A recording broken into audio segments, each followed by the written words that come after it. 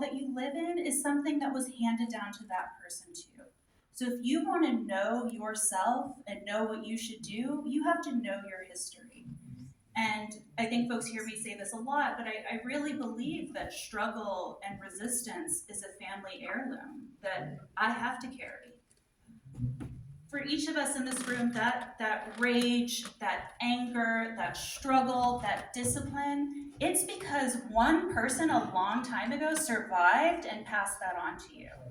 And we have a duty not just to the future generations, we have a duty to our ancestors to live that righteous insubordination in everything that we're doing, because that moment existed for them, it's existing for us now, and we need to fulfill that legacy.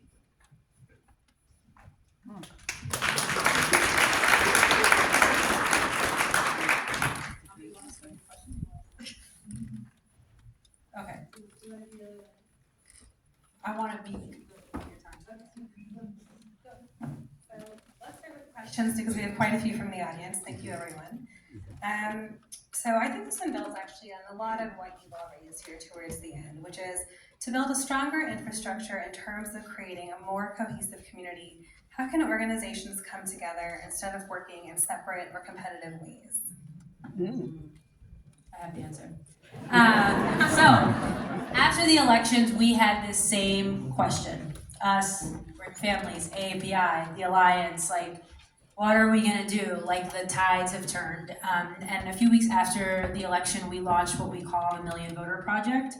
Million Voter Project is an effort to reach 1 million New Jersey voters, and we're talking about the folks, high opportunity, Black, brown, AAPI voters throughout the state, right? There is a narrative that we had ceded the election to Trump, and that is not true. The true story is that people stayed home, and why did they stay home, right? We should not allow people to create a narrative about like somehow Black and brown people have gone for Trump. That's not true. They made a decision and they used their vote as their power and they stayed in. And we need to go to people and ask, what happened? What are the bread and butter issues that keep you, would have allowed you to participate? There is no line in this state anymore, right? We have abolished the county line. So now there is a responsibility that candidates have to listen to voters. It's no longer anymore about like, we only to go to high propensity voters. Now you gotta talk to everybody because everybody can decide whether you're in or you're out. Million Voter Project is a nonpartisan effort because we just want to know what happened. And that data will serve as a resource for everyone. Million Voter Project has also now extended to both New York and Virginia because they also have consequential elections. And the work that we do in our three states will be the message testing that the country can use. So you can invest in MVP. Our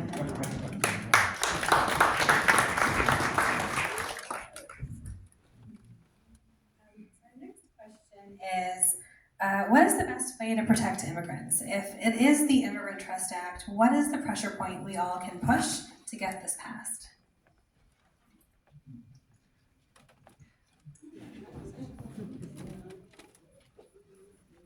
So why isn't immigration, humane, decent immigration policy as much of an issue as like any kitchen table issue for electeds? Why do they all see it as just a sort of like losing issue that they're not gonna win in, or they're bad people who are winning in a terrible way, right? Like, it's because they need to hear more from, our politicians need to hear more from us that this matters to us, that we are part of this sort of silent, decent majority that supports like common sense immigration reforms and humane treatment of all of our communities.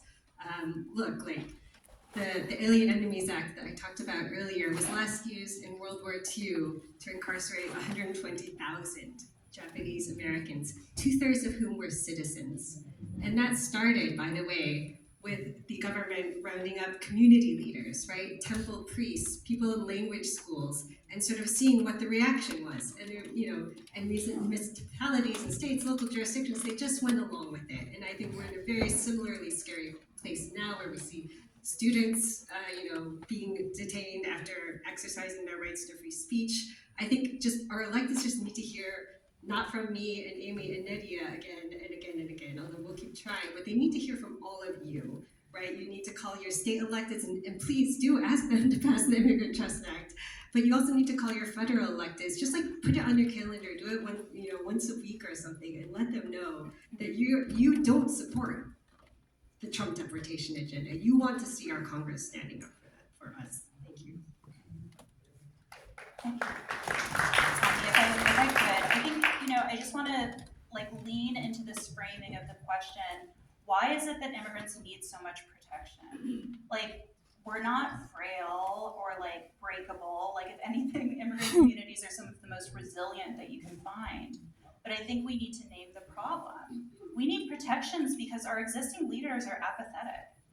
The leaders above them are maniacs. We need to go after them.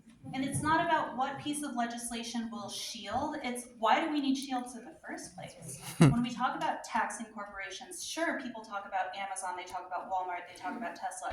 Why aren't they talking about Geo Group, the private prison corporation that was the first to max out campaign contributions to Donald Trump? They're the billionaire class too. Thank you. So I think a lot of what I'm hearing too, though, is that in addition to making sure that everyone in this room makes their voice heard, it's important for our leaders to display courage. And so how do we make sure in this moment that our elected officials and other people in positions of power are standing up for what's right? What's the step beyond making the call to them? How do you get them to the right place? How do you get them to vote? And not just vote, how do you get them to lead? The entire assembly, the New Jersey Assembly is up this year, so that's one way you get them to lead. You call your assembly person and be like, this is a big issue for me, and I'm a voter, and you don't have the county line anymore. I think I cannot underline enough